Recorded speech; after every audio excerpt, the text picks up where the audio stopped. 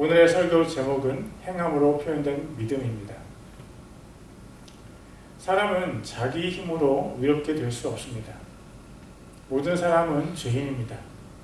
죄인인 우리가 예수 그리스도를 믿었다고 해도 우리는 여전히 죄인입니다. 우리는 의롭다고 칭함을 받았을 뿐입니다. 우리는 여전히 새로운 죄를 지으며 살 수밖에 없는 연약한 존재입니다. 그런 우리가 우리의 어떤 것으로 인해서 하나님으로부터 의롭다고 여겨질 수 있다고 생각하는 것은 정말로 어리석은 것입니다. 우리는 때로 착한 일을 하기도 합니다. 그러나 우리가 행한 그 착한 일마저도 100% 선하다고 할 수 있습니까? 손에 석탄가루가 잔뜩 묻어있는 사람이 그 손으로 맛있는 빵을 집어서 사랑하는 사람에게 준다고 가정해 봅시다. 그 빵은 깨끗합니까? 아닙니다. 누구라도 금방 알 수 있습니다. 우리의 마음속에 시커먼 죄가 가득합니다. 우리는 죄인입니다. 그러므로 우리가 하는 모든 행동은 절대 100% 깨끗하다고 할 수가 없습니다. 그것이 바로 우리의 삶이 하나님을 감동시킬 수 없는 이유입니다. 우리가 헌금을 많이 드리거나 어떤 선행을 하거나 또는 기도를 많이 한다고 할지라도 그런 우리의 행동이 하나님을 감동시킬 수 없습니다. 이 말을 간단하게 하면 사람이 자기 힘으로 의롭게 될 수 없다는 것입니다. 야고보 사도가 새로 태어난 교회들을 보니 문제가 많이 있었습니다. 그 중에서도 유대인들의 교회들을 보니까 다른 교회들과 독특하게 문제가 되는 요인들이 있었습니다. 그것이 바로 돈이었습니다. 옛날부터 돈에 혈안이 된 사람들이 바로 유대인들이었습니다. 지금도 마찬가지입니다. 대부분의 큰 은행들은 유대인들의 것입니다. 그렇게 돈에 마음을 빼앗겨버린 유대인들의 교회는 부자들로 인해 큰 시험에 처해 있었습니다.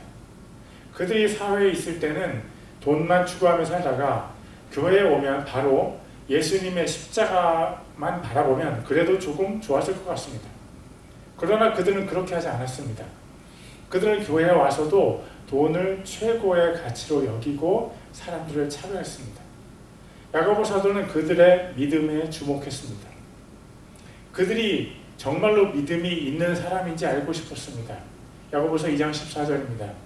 내 형제들아, 사람이 자기가 믿음이 있다고 말하면서 행위가 없으면 그것이 무슨 유익을 주느냐?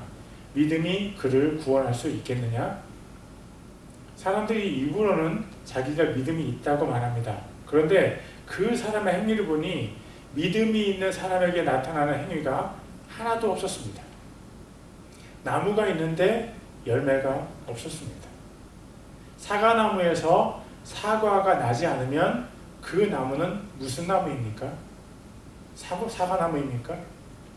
사과나무는 반드시 사과라는 열매를 통해서 자신의 정체성을 증명합니다.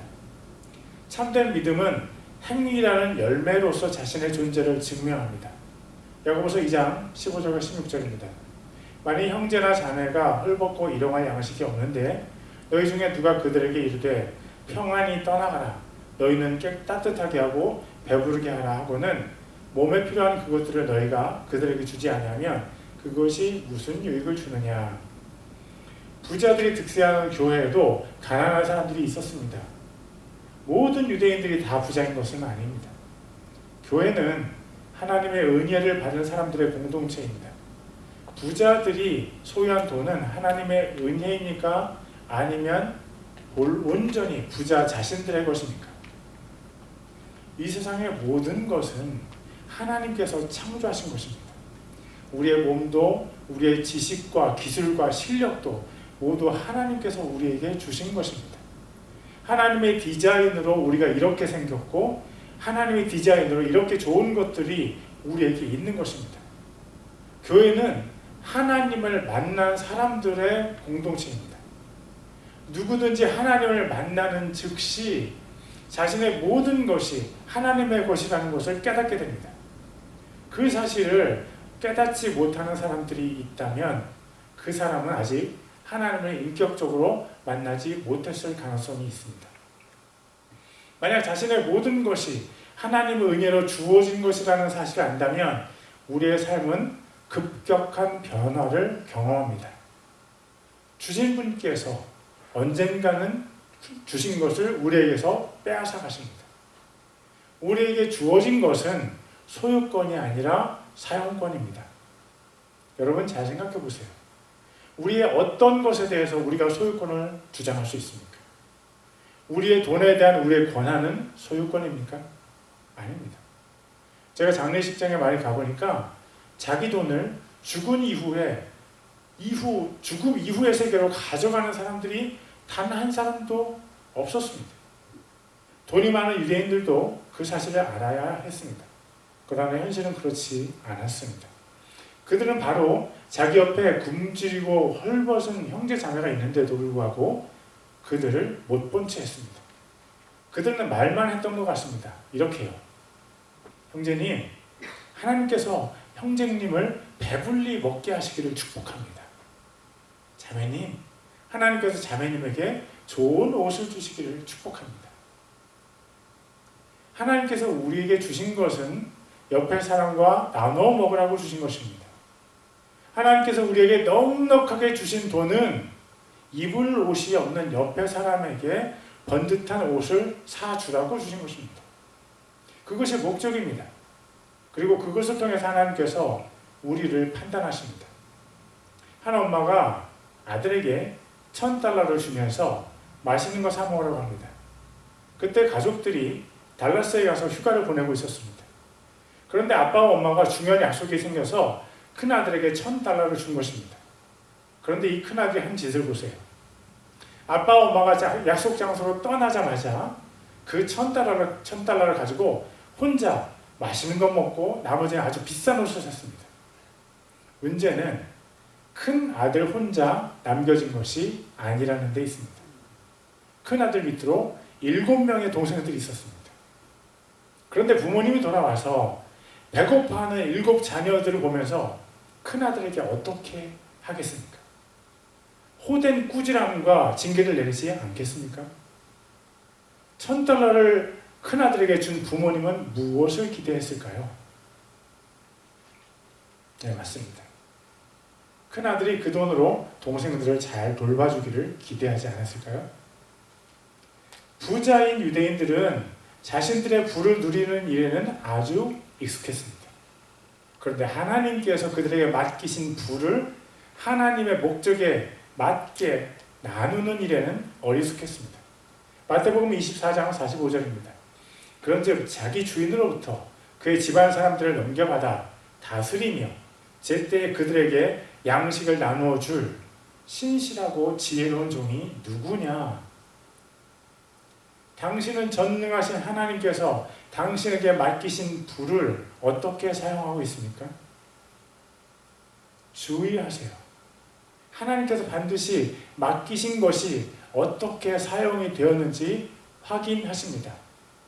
야고보서 2장 17절입니다. 이와 같이 믿음도 행위가 없으면 그것만으로는 죽은 것입니다. 야고보는 유대인들의 탐욕을 믿음과 연결짓습니다.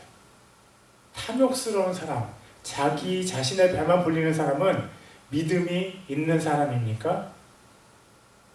야고보는 행위가 없는 믿음은 죽은 믿음이라고 했습니다. 그리고 계속해서 그 이야기를 이어나갑니다. 야고보서 1장 18절입니다. 참으로 어떤 사람은 이르되 너는 믿음이 있고 나는 행위가 있으니 내 행위가 없는 내 믿음을 내게 보이라. 나는 내 행위로 내 믿음을 내게 보이리라 하느니라. 행위가 없는 믿음과 행위가 있는 믿음 중에 어떤 믿음이 참 믿음입니까? 그 둘 중에서 어떤 사람을 하나님께서 믿음의 사람이라고 인정하실까요? 우리는 심판주이신 예수님 앞에서 우리의 믿음을 인정받아야만 천국에 들어갈 수 있습니다. 아니 목사님, 우리가 예수님만 믿으면 천국에 갈 수 있는 건 아닙니까? 목사님이 말을 이상하게 하십니다. 조금 어려운 말이 될 수도 있지만 우리가 믿음에 대해서 잠깐 짚고 넘어가야 되겠습니다. 먼저 이 질문에 답을 해보세요. 우리가 우리의 믿음으로 의롭다고 인정받을 수 있습니까? 아닙니까?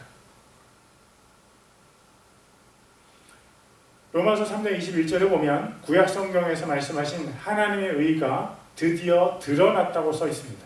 그 하나님의 의가 로마서 3장 22절에 써 있습니다. 그것은 곧 예수 그리스도의 믿음으로 말미암아 모든 자에게 미치고 믿는 모든 자 위에 임하는 하나님의 의니 거기에는 차별이 없느니라. 하나님의 의가 믿는 모든 자들의 위에 임합니다. 여기서 믿는 은 예수 그리스도를 믿는다는 것입니다. 예수 그리스도를 믿는 모든 사람들 위해 하나님의 의가 임합니다. 그렇게 보면 우리가 예수님을 믿으면 우리가 의롭게 되는 것이 맞습니다. 그런데 한 가지 우리가 간과해서는 안 되는 구절이 있습니다. 그 하나님의 의는 예수 그리스도의 믿음으로 말미암아 모든 사람 위에 임하게 된다고 성경은 말합니다. 무엇을 통해서 하나님의 의가 우리 위에 임하게 된다고요? 예수 그리스도의 믿음을 통해서. 우리 자신의 믿음이 아닙니다. 한 번도 흔들리지 않으셨던 예수님의 그 견고하신 믿음을 통해서 하나님의 의가 우리 위에 임하십니다. 다른 구절도 보겠습니다. 갈라디아서 2장 16절입니다. 사람이 율법의 행위로 의롭게 되지 아니하고 오직 예수 그리스도의 믿음으로 되는 줄 알므로 우리도 예수 그리스도를 믿었나니 이것은 우리가 율법의 행위가 아니라 그리스도의 믿음으로 의롭게 되고자 함이라. 율법의 행위로는 어떤 육체도 의롭게 될 수 없느니라. 사람은 오직 예수 그리스도의 믿음으로 의롭게 됩니다. 그래서 우리가 예수 그리스도를 믿는 것입니다.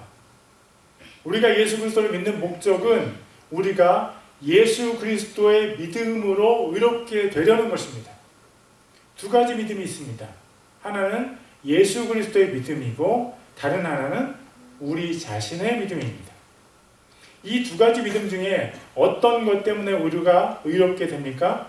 우리는 오직 하나님의 독생자이신 예수 그리스도의 믿음으로 의롭게 될 수 있습니다. 의로움은 우리 자신의 어떤 것으로도 절대 얻을 수가 없습니다. 의로움은 의로우신 예수님의 믿음을 통해서만 우리에게 적용이 될 수 있습니다. 그러나 예수님을 진정으로 믿지 않는 사람은 절대 하나님의 의를 얻을 수 없습니다. 그러므로 우리가 하나님의 의를 얻으려면 두 가지 조건이 충족되어야만 합니다. 첫째, 예수 그리스도의 신실하신 믿음이 있어야만 우리가 하나님의 의를 얻을 수 있습니다. 그리고 둘째, 예수 그리스도께 대한 우리의 믿음이 있어야만 우리가 하나님의 의를 얻을 수 있습니다. 야고보서 2장 18절을 다시 보겠습니다. 참으로 어떤 사람은 이르되 너는 믿음이 있고 나는 행위가 있으니 내 행위가 없는 내 믿음을 내게 보이라. 나는 내 행위로 내 믿음을 내게 보이리라 하느니라. 야고보가 여기에서 말하는 믿음은 예수 그리스도의 믿음입니까? 아니면 우리 자신의 믿음입니까? 야고보는 예수님을 향한 우리 자신의 믿음을 말하고 있습니다. 잘 보세요. 예수님을 향한 우리 자신의 믿음은 반드시 행위라는 열매를 맺습니다. 진짜 사과나무는 반드시 사과라는 열매를 맺습니다. 우리는 과연 믿음이 있는 사람일까요? 내 안에 믿음이 있는지 헷갈리는 사람은 자신의 삶에 맺혀지는 열매를 잘 보세요. 거울 보지 마세요.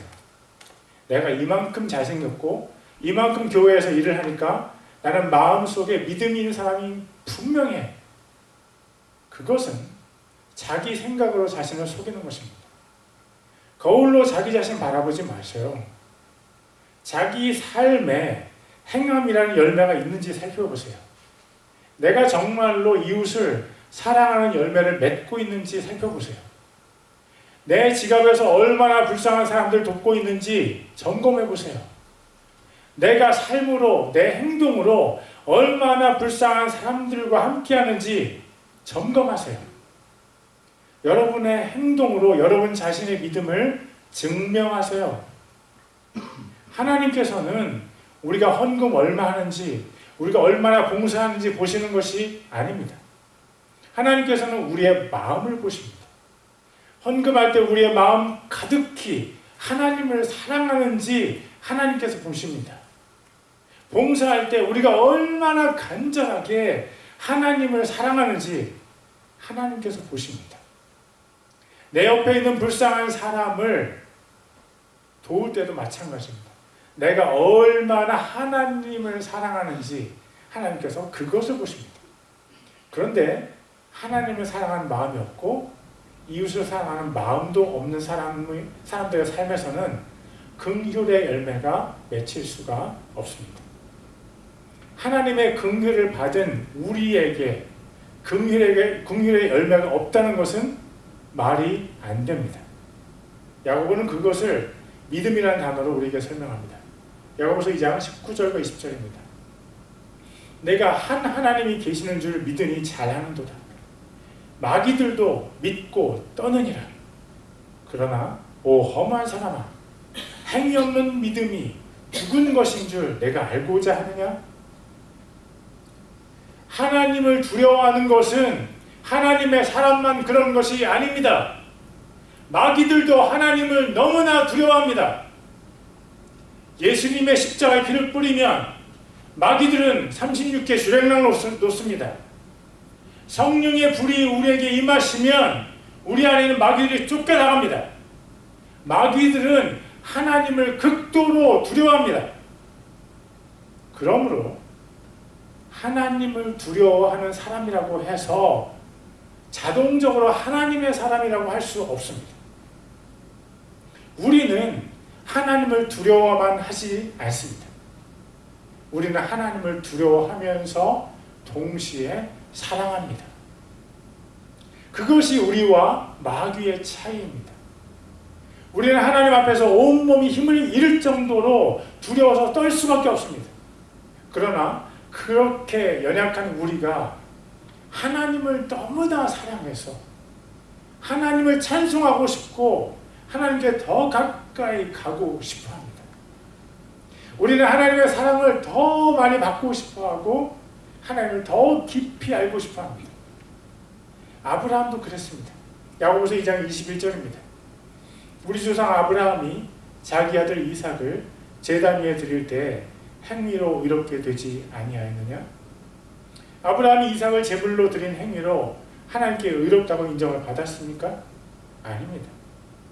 아브라함도 똑같이 예수 그리스도의 믿음을 통해서 하나님의 의를 누리게 되었습니다. 그렇다면 야고보는 왜 아브라함의 행위로 의롭게 되었다고 말하는 것입니까? 그것은 아브라함의 행위라는 열매로 자신의 의롭게 되었음을 증명했다는 말입니다. 야고보서 2장 23절을 읽습니다. 이에 아브라함이 하나님을 믿으니 그것을 그에게 의로 인정하셨느니라 하시는 성경 기록이 성취되었고 그는 하나님의 친구라 불렸느니라. 하나님께서 아브라함을 의롭다고 인정하셨다는 구절은 많은 부분을 함축하고 있습니다. 거기에는 메시아, 즉 그리스도이신 예수님의 믿음이 숨겨져 있습니다. 그것을 어떻게 할 수 있습니까? 아브라함이 자기 아들 이삭을 제물로 바친 것과 하나님께서 독생자 예수님을 십자가에 내어주신 것이 너무 비슷하지 않습니까? 아브라함이 이삭을 제물로 바친 바로 그 자리는 바로 이스라엘 성전이 세워진 곳입니다. 하나님께서 왜 아브라함을 친구라고 부르셨습니까? 친구는 경험을 공유한 사람들입니다. 물고기를 잡으러 같이 간 사람, 운동을 같이 한 사람, 수다를 같이 떤 사람들이 친구입니다. 하나님과 아브라함이 공유한 경험이 무엇입니까? 자기 아들을 제물로 바친 것이 하나님과 아브라함의 공통된 경험이었습니다. 그리고 또 한 가지 있습니다. 히브리서 11장 19절입니다. 하나님께서 심지어 죽은 자들로부터 능히 그를 일으키실 줄로 생각하였으므로 또한 그는 죽은 자들로부터 그를 모형으로 받았느니라. 하나님과 아브라함은 동일한 믿음이 있었습니다. 그것은 바로 자기 아들이 죽음에서 다시 살아나는 것이었습니다. 호세아서 6장 2절입니다. 이틀 후에 그분께서 우리를 되살리시며 셋째 날에 우리를 일으키시리니 우리가 그분의 눈앞에서 살리로다. 하나님께서 셋째 날에 예수님을 다시 부활시키실 것을 미리 우리에게 알려주셨습니다. 하나님께서 정하시면 법이 되니 그것을 하나님의 믿음이라고 표현할 수는 없습니다. 그러나 하나님께서 예수님을 다시 일으키실 것을 아셨고 아브라함은 하나님께서 죽은 이삭을 다시 살리실 것이라고 믿었습니다. 이런 아브라함이 이삭을 죽여서 하나님께 드리려고 했습니다. 이것을 성경은 성취되었다고 표현합니다. 야고보서 2장 23절을 읽겠습니다. 이에 아브라함이 하나님을 믿으니 그것을 그에게 의로 인정하셨느니라 하시는 성경 기록이 성취되었고 그는 하나님의 친구라 불렸느니라. 아브라함이 하나님을 믿고 하나님께서 그의 믿음을 의로 인정하셨습니다. 그 성경 기록이 성취되는 것이 바로 창세기 22장에서 아브라함이 이삭을 제물로 드리려 했던 모리아 산이었습니다. 그곳에서 그는 자신의 믿음을 행위로 드러냈습니다. 거기서 아브라함은 자신의 믿음을 행위로 증명했습니다. 믿음은 반드시 행위로 드러나게 되어 있습니다. 야고보는 아브라함과 함께 죄인인 한 여인을 예로 들어서 같은 내용을 설명합니다. 그 여인은 바로 여리고성 안에 살고 있던 창녀 라합입니다. 야고보는 야고보서 2장 25절입니다. 또한 이와 같이 창녀 라합이 사자들을 받아들이고 그들을 다른 길로 보냈을 때에 행위로 의롭게 되지 아니하였느냐? 이스라엘이 이집트를 떠나서 가나안 땅에 들어가기까지 약 40년이 걸렸습니다. 가나안 땅에 들어가기 전에 이스라엘 지도자 여호수아는 가나안 땅의 첫 성인 여리고 성으로 정탐꾼들을 보냈습니다. 여리고 왕은 그 정탐꾼들을 잡으려고 그들이 숨어있던 창녀 라합의 집에 군사를 보냈습니다. 그녀는 정탐꾼들을 숨겨두고 추격하는 사람들을 거짓말로 따돌렸습니다. 그런 후에 정탐꾼들을 다시 이스라엘에게 보낼 때 이렇게 말했습니다. 여호수아 2장 9절에서 11절입니다. 그 사람들에게 말하되 주께서 이 땅을 너희에게 주신 줄을 내가 아노라. 너희로 말미암아 두려움이 우리에게 임하였고 또 이 땅의 모든 거주민이 너희로 인하여 기력을 잃었나니 너희가 이집트에서 나올 때 주께서 너희를 위하여 홍해의 물을 마르게 하신 일과 너희가 요르단 저편에 있던 아모리 족속의 두 왕 시혼과 옥에게 행한 일 곧 그들을 직면한 일을 우리가 들어노라. 우리가 이 일들에 관하여 들을 때에 곧 우리 마음이 녹았고 또 너희로 인하여 어떤 사람에게도 더 이상 용기가 남아있지 아니하였나니 주 너희 하나님 즉 그분은 위로 하늘에서와 아래로 땅에서 하나님이시니라. 라합은 창녀였습니다. 아마도 여리고 성에서 가장 비천한 사람들 중 하나였을 것입니다. 그녀가 어떤 사람들에게는 사랑을 받았을까요? 아마도 많은 사람들에게서 비난과 무시의 대상이 되었을 것입니다. 그런데 그녀가 이스라엘의 정탐꾼들에게 한 말을 들어보세요. 하나님께서 홍해바다를 가르시고 그 사이 마른 땅으로 이스라엘이 건넌 일을 말했습니다. 그것뿐이 아닙니다. 그녀는 하나님께서 그 용맹한 아모리 족속의 두 왕을 이스라엘에게 넘겨주신 일도 말했습니다. 이 모든 일로 인해서 여리고 성의 모든 사람들의 용기가 사라졌고 마음이 녹아버렸다고 그녀가 그들에게 말했습니다.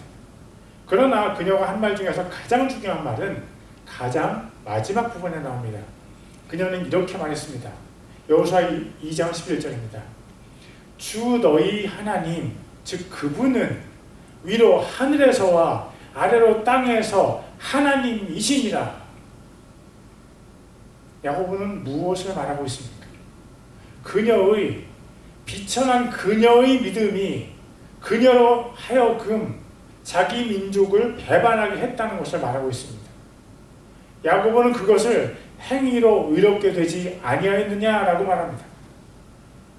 예수님의 동생 야고보가 그리스도인 예수님을 제쳐놓고 사람의 행위로 사람이 의롭게 되었다고 말하는 것일까요? 아닙니다. 야고보도 분명히 알았습니다. 사람은 그리스도 예수님의 거룩하신 믿음으로만 의롭게 될 수 있습니다. 그렇다면 야고보는 왜 아브라함과 라합이 행위로 의롭게 되었다고 말하는 것입니까? 여기서 말하는 의인은 무엇입니까? 여기서 말하는 의인은 예수님께서 십자가에서 죽으심으로 하나님께서 인류에게 허락하시는 의가 아닙니다. 여기서 말하는 의는 예수님 때문에 인류에게 허락되신 그 의가 우리 개인에게 적용되는 것을 말합니다. 그렇다면 우리의 행위가 하나님의 의를 우리에게 가져온다는 말입니까? 아닙니다. 오히려 믿음입니다. 우리의 행위가 아닌 우리의 믿음이 하나님의 의를 우리 개인에게 적용을 시킵니다. 우리가 예수님을 믿는 그 믿음이 하나님의 의를 우리에게 적용을 시킵니다. 그런데 그 믿음에 행위가 없다면 그 믿음이 진짜가 아니라는 데 문제가 있습니다. 행위가 뒷받침한 행위로 증명된 참된 믿음이 바로 우리가 가져야 하는 믿음입니다. 행위로 증명된 믿음이 마지막 날에 우리의 영광이 될 것입니다. 그리스도의 신부가 된 사람들이 이 세상에서 입을 수 없는 영광스러운 세마포 옷을 입습니다. 요한계시록 19장 7절과 8절을 개역개정 번역으로 읽겠습니다. 우리가 즐거워하고 크게 기뻐하며 그에게 영광을 돌리세. 어린 양의 혼인기약이 이르렀고 그의 아내가 자신을 준비하였으므로 그에게 빛나고 깨끗한 세마포 옷을 입도록 허락하셨으니 이 세마포 옷은 성도들의 옳은 행실이로다 하더라. 그리스도께서 우리에게 그리스도 예수님의 피로 씻은 빛나고 깨끗한 세마포 옷을 입도록 허락하셨습니다. 그리스도의 신부들이 입는 웨딩드레스입니다. 이 웨딩드레스의 본질을 성경이 분명하게 증거합니다. 이 세마포 옷은 성도들의 옳은 행실이로다. 여러분, 행동은 또 삶은 우리 속에 있지만 우리 눈에 보이지 않는 우리의 믿음을 눈으로 볼 수 있게 해주는 지표, 바로미터입니다. 우리 시대에 우리가 참된 믿음을 행동으로 옮기면 핍박을 받습니까? 제 생각에는 그렇습니다. 믿음의 사람을 구분하기는 참 쉽습니다. 행동하는 사람, 핍박을 향해 걸어가는 사람은 참된 믿음의 사람입니다. 그러나 행동하지 않고 핍박을 피해서 잠잠한 사람은 믿음이 없거나 믿음을 거부하는 사람입니다. 우리는 매일 행동의 선택을 경험하며 살고 있습니다. 계속해서 믿음으로 선택하는 사람, 핍박받는 길로 묵묵히 걸어가는 사람은 하나님의 사람입니다. 우리 함께 믿음을 행동으로 옮깁시다. 기도하겠습니다. Let's pray.